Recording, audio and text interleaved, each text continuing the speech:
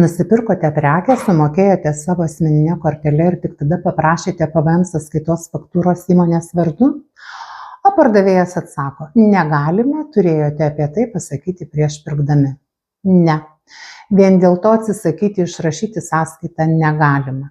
Įmonės pirkinį gali apmokėti jos vadovas, narys ar darbuotojas iš savo asmeninių pinigų. Apskaitoje toks asmuo tampa atskaitingu asmeniu, o įmonė jam kompensuoja patirtas išlaidas.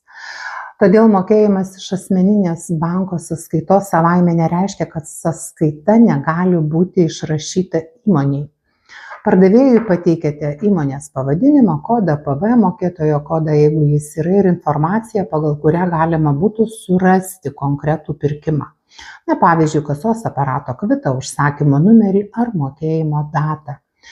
To reikia ne tam, kad įrodytumėte, kieno kortele buvo mokėta. To reikia tam, kad pardavėjas galėtų susieti sąskaitą su konkrečiu pardavimu. Ir paskyra sukurta fizinio asmens vardu taip pat nėra stebuklingas argumentas sąskaitos neišrašyti.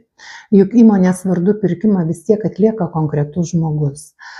Taigi sakinys turėjote pasakyti iš anksto nėra pakankamas teisinis pagrindas nerašyti sąskaitos. Sumokėjote asmeniškai, pateikėte įmonės rekvizitus, nurodėte konkretų pirkimą, sąskaita gali būti išrašyta įmonei. Taigi pelningo verslo ir protingų sprendimų.